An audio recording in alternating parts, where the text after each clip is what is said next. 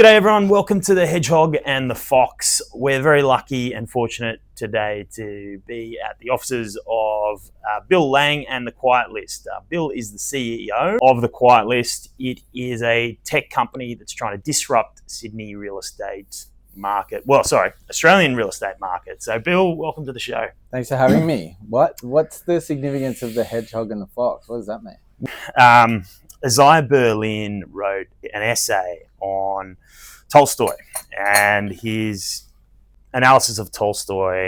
He used this metaphor of the hedgehog and the fox, and there's a famous quote which is, the hedgehog knows one thing, yet the fox knows many things. So he used this to describe Tolstoy as whether he was a specialist or had a centrifugal force for all of his ideas and thoughts. That is, he knew one thing, that is, are you a specialist? Or the fox, who knows many things and has his centripetal force that flows through all ideas and thoughts. It was a bit of fun that he was having, but a very good essay. And so I use that as the name of the podcast, speak to people and how they make their business and make their money through either one idea or many ideas. Are you very entrepreneurial or? I like that. That's a good analogy. It's a good name. Very good. Well, are you a fox or a hedgehog, Bill? I would describe you as a fox personally, but you are very much so just to conclude, Isaiah Berlin finished off describing Tolstoy as a fox who thought he was a hedgehog, whereas I would say, maybe I'm a hedgehog that is a fox. I don't know.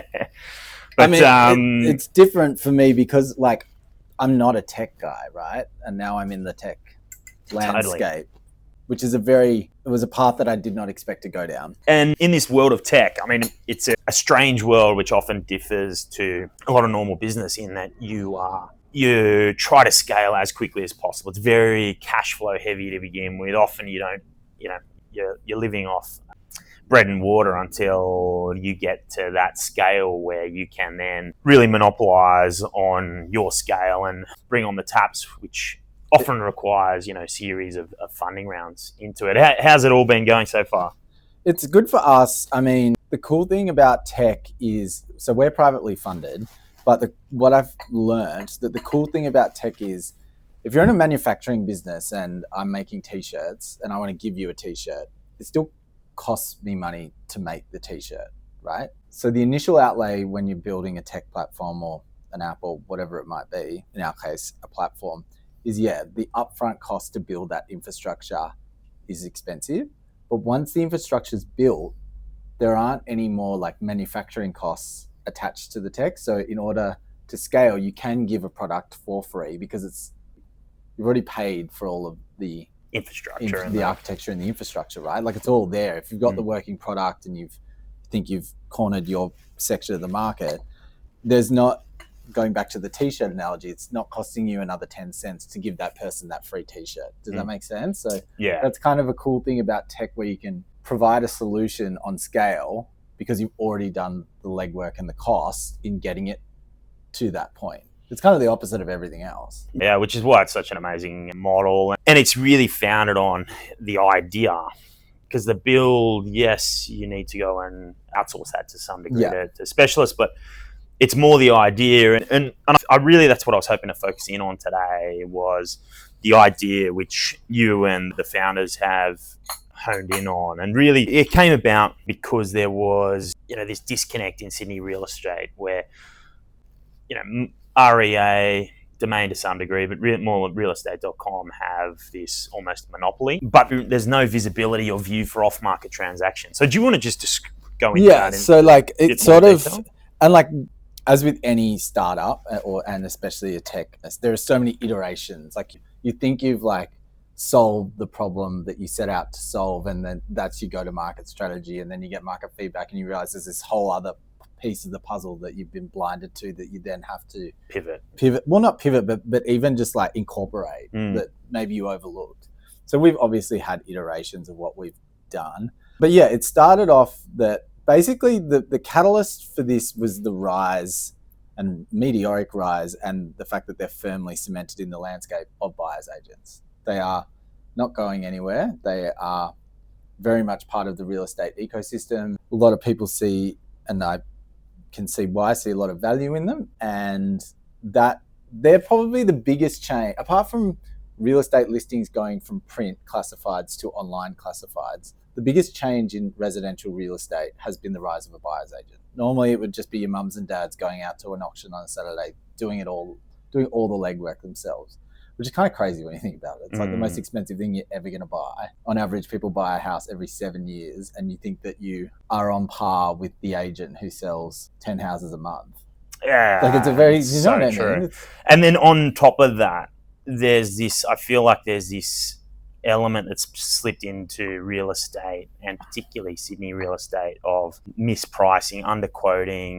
We were just talking about it before, how I've got a couple of friends who are seeking to purchase at the moment, and they put a bid in, and then all of a sudden there was this magical shadow bidder that's coming on top. So can you just talk through why the buyer's agent has become so prominent in the ecosystem? Well, I think because particularly in Sydney, obviously in Australia, there's state-based rules around disclosures and agency agreement. Like all of the REI New South Wales is very different to REI Victoria. So in Victoria, for example, they have to have a statement of information, which is visible to the public, and it gives the range that they put and 3 comparable sales on the listing, whether on a like Domain or REA. Like that is something that the consumer can see. Is that right? We don't have to do that in New South Wales, and this is where I think, particularly in Sydney, where like property trades so quickly. Like you get a 66W if you can get an agreed price. Like it's done. There's no calling off period. Like it is done. You can do that in a matter of hours, right?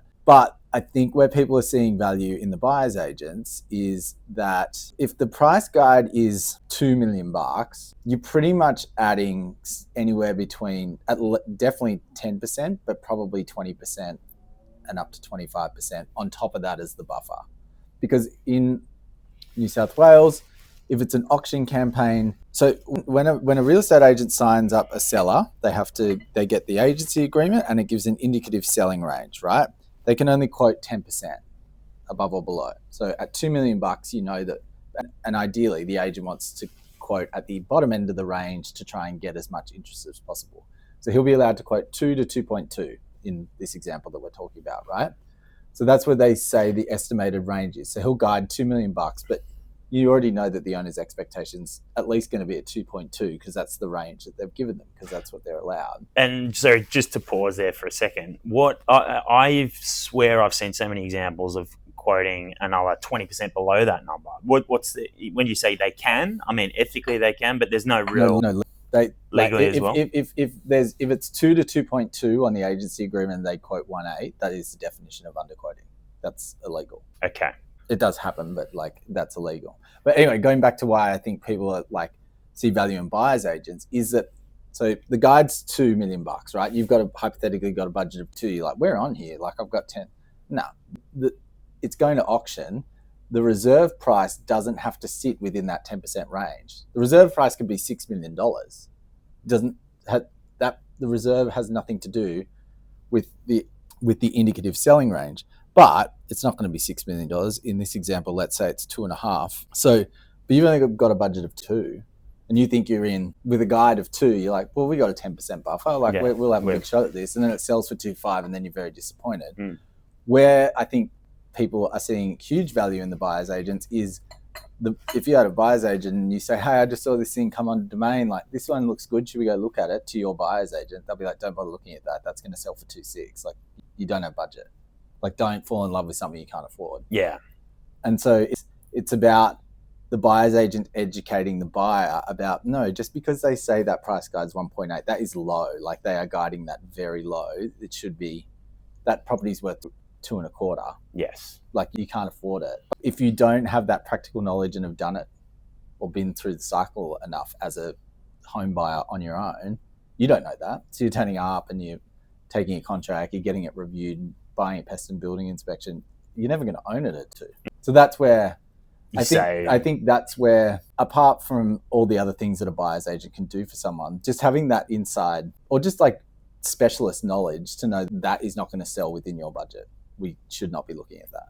Yeah, that's huge. I mean, you almost look at it from a layman, and you think I could come in and easily do that. But you're right. There's this specialist knowledge that the buyer's agency does provide. And where would they find that reserve price? Is that just through chatter with the real estate agents, or is that more? They don't know what the reserve price is. The reserve price in New South Wales doesn't have to be disclosed. So that's just more specialised local knowledge. So you go to an auction and then they say the property is on the market. That is auctioneering speak for whatever price above right now the owner will sell. It's on the market. So hypothetically, you go to an auction in this instance, and it's the opening bid's $2 million, and the bidding goes up, goes 2.5, and then it gets to 2.5, and then the owner says the property is on the market. Yeah. If it didn't hit that 2.5 and no one bid, that's when they pass it in because it's not on the market. Yeah. Right. So there's so many. Yeah. It's a minefield. So totally. So are there other things? So it's more specialised knowledge and the ability to understand the ecosystem of Sydney real estate, or Australian real national estate, national real estate. Is there other advantages of the buyer's agent you would recommend for your clients, or why it's risen the scale, or that's predominantly it? Is just I think there's so many value adds. So part of our business is that we are an agent-only platform. So buyers agents can see the pre-market and off-market properties on our platform, but the general public cannot. So they do get access to things before the general public does. And that happens even outside of it. Our platform exists to try and streamline that process for the buyers agents.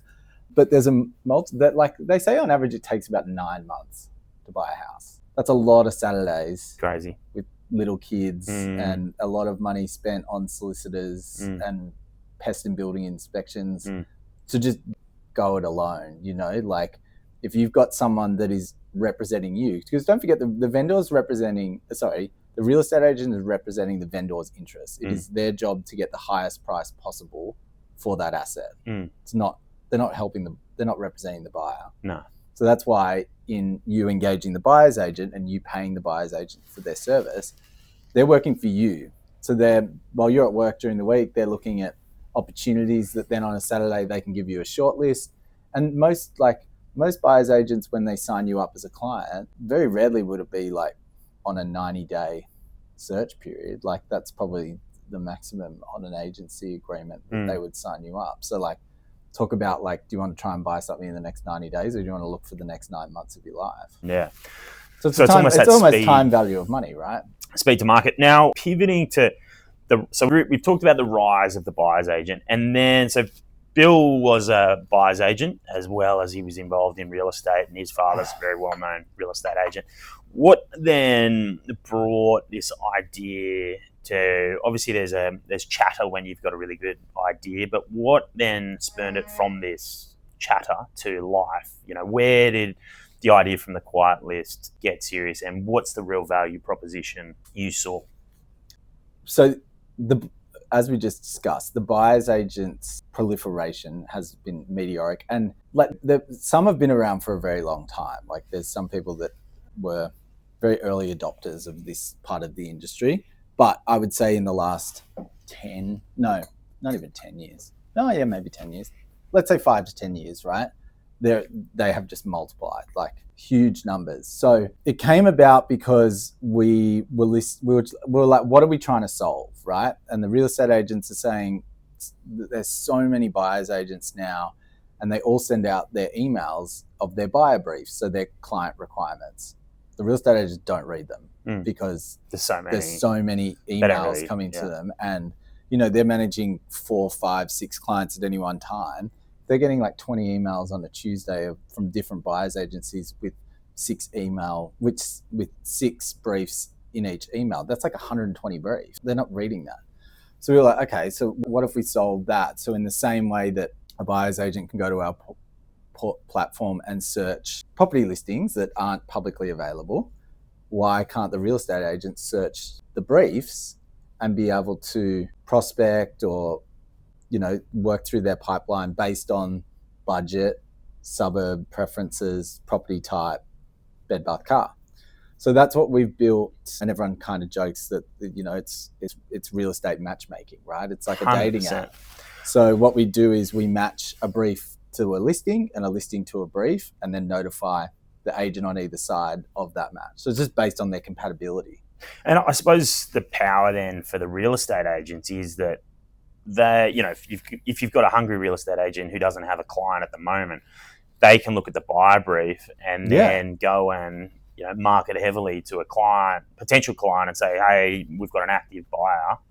Yeah. Any interest? Or if there's because you pay an upfront engagement fee to the buyer's agent, so which is somewhere it's like minimum $2,000, right? Mm-hmm. So someone's paid minimum $2,000 for that brief to even exist. So if they say they want to be on this street in Bondi Beach, and you're a younger agent that you just sold all your listings, you need to get some more pipeline or whatever, you'd go door knock it based on that brief, right? Yeah, exactly. This person is motivated. But previously, they would keyword searching in their email for the briefs. It just didn't make sense. There wasn't a central spot that they could just log in and be like, okay, who's got a brief for a 2-bedroom apartment in Bondi? Okay, here's 10 briefs. Let's go through these. I'll call these 2. Okay, I'm going to go prospect my pipeline based on this qualified demand. And that's what we do. Love it. Like in sales where they're never burn a lead. Basically, they were getting 120 leads, real estate agents, a week, but they don't have the capacity to read them. So we were like, well, why don't we just make it easier that they can access it and search it when they're ready to do that? If you got time between 2 and 3 on a Tuesday afternoon and you want to see the briefs in Bondi, then do that. Don't just file it away in your inbox or whatever. So that's what we aim to solve. Love it. And so just talking about the rise of buyer's agents, it seems every man and his dog is opening up a buyer's agency at the moment. There's a lot of financiers residential mortgage brokers who are now going down this route. Yeah. Which seems, I don't know, almost a bit, they're almost trying to be a whole wallet offering. What's your view on that? Is it just you deal with the market that's there? So when we've been out pitching our platform to whether it's the buyer's agents or the real estate agents, a lot of people have said that what we've identified in sort of the growth of the buyer's agents is very similar to what the mortgage brokers were 10, 15 years ago, right? That proliferation that happened. I think, and I've spoken to a few mortgage broking firms about this, I think it would make sense to put someone in your team that could be the buyer's agent for your mortgage business, because you're getting the lead, right? You're getting the person looking for finance, what their budget is, and through the conversations, you're pretty much going to know what their brief is. If you could pass that off to someone in your team and keep that fee in-house, then that makes sense to me, because the buyer's agent's making more than the mortgage broker. The fee's much better. Yeah. So I think you'll see that a lot more, with some of the bigger mortgage broking houses. I think you'll see the adaptation of whether they partner or they just build those teams within their own ecosystem. Yeah, it's super interesting. Well, I mean, for me, I know commercial is very specialized as well. A good friend of mine's a commercial real estate agent, but dealing in that, it's a quite large industrial, commercial, and you need that specialized skill set. Yeah. There are commercial buyers agents coming out of the woodwork, though. Yeah, well, you said I was just going to lead into that. Are you seeing a bit in the commercial world as well? Yeah. Are you guys thinking of adding that onto? Yeah, we have the function that people can put commercial stuff on ours. It's more commercial in terms of commercial in very commercial assets. There's not that many doing industrial or that type of, there's not the audience on the buyer's agent side for maybe the industrial. That might grow, but right now it's more like a pure commercial asset that they want to buy on a high yield in a high growth traffic area, a shop, or you know what I mean? Totally standard commercial type asset. So, because there's a lot, because the buyer's agents, it's new, it's kind of like the Wild West, but there's a lot of investment, obviously buyer's agents, but there's also a lot of buyer's agency stuff that probably wasn't classed as a buyer's agent previously. It was probably more an advisor for SMSF stuff within bigger firms. Yeah, right. And then, so they're doing the acquisition. They were probably always doing the acquisition stuff, but not really charging a fee. Now you've got these advisors there's even accountants and stuff that, based on what your income is and whatever, we think that you should go and buy this investment property. It needs to be, it can get this yield, and we can negatively gear it this way, and with your income it'll only cost you whatever, right? Yeah, it's advisory. So it's advisory, but like even some of those are now acting in a way as buyers agents. Yeah, okay. Interesting. So would you, it's quite a big sphere. Yeah, it's a huge sphere. Would you, I mean, and so it's, as you say, it's kind of where mortgage broking was, where every man and his dog's now buyer's agent. Yeah. Do you, I mean, the key difference for the quiet list though is you don't give those accountants or these people who are quasi access to the portal, do you? No, you have to be a licensed, you have to have a real estate license in the state in which you operate. You have to be an independent buyer's agency. So that means that like this doesn't exist, but like hypothetically Ray White Double Bay had like a buyer's agency arm in that's not independent, obviously. They don't have that. I'm just using that as an example. So that wouldn't count. You have to be an independent buyer's agency, and then you can get access to the platform. And just the scale of the market, what's the sort of scale you think you're getting? Because obviously you're getting to a stage now where you're looking maybe for a Series A raise, as all tech businesses look for. What is the sort of scale you want to get to? So, our team did some analytics on calendar year 2024 data for 10 local government areas in Sydney, like Ku-ring-gai, Mossman, Pittwater, Woollahra, Waverley, Randwick, Sydney, Inner West. Yeah, I think that was it. Maybe Hornsby too. Anyway, we analysed like over 33,000 sales for the calendar year of 2024, and then cross-reference whether they were a public. So in terms of this, and anecdotally, it had been said that around 20% trades off market in Australia. Now that would be aggregated based on probably higher in metropolitan cities than it would be in like rural or outback communities. But for us on the real estate side, no platform was facilitating any of that 20.5%, right? No. That was either through a buyer's agent or a real estate agent having someone on their database and doing a deal to like direct to consumer. So that's where the idea sort of came about of like, well, we looked at the data. The anecdotal figure is in fact at least the figure for 24. We'll analyze the data for this calendar year, early next year, and see what the comparison is. So that's sort of the size of the market on the real estate side. And then on the buyer's agent side, there's no national body really of buyer's agents. So it's been very hard to quantify how many are actively trading it. But there is a lot. Like there's to the tune of, I don't know, we think it's somewhere around 5,000 of them. Yeah, okay. I'm surprised. I would have thought it'd be more than that. There's only 42,000 real estate agents. Right. And so in terms of scale, what's the target for? Is it kind of, do you have, and are you looking to go international as well, or is it very domestic, national focus? No, it's very domestic. There could be a play for New Zealand. They seem to a bit slower on the trend of buyer's agents, but it does seem to be appearing over there. In terms of like international, it's very different. Like in the States, 88% of people use buyer representation. Mm-hmm. Only 12% go alone. But up until recently, the vendor paid the fee. So in the States, the selling fee was 6%, which is huge. The average here is like 1.5 to 2. But it was split 3%, one to the buyer representation, one to the seller representation. And if you had that magical thing where you could represent the seller and the buyer, you got the whole 6%. But that doesn't give you any impartiality as the agent because you're still being paid by the vendor. So the multiple listing service in the States out of California has just changed that, where you now need to get a buyer representation paid by the buyer and then seller representation changed by the seller. So in that regard, our model doesn't really work there. And our model is actually kind of based off their model where basically all the agents have access to everything before it goes to the public. And really the advantage there that you offer is speed, the ability to immediately connect. So if there's anyone who needs to make a sale now, they log on, they already have all the buyer's brief loaded up, so they can instantly find someone and match. Yeah, and for as long as the property is sitting on there, any new briefs will based on compatibility will receive a match. Yeah. Same way that if your brief's already on there and a new property gets loaded, if there's compatibility, there will be a match. No, I love it.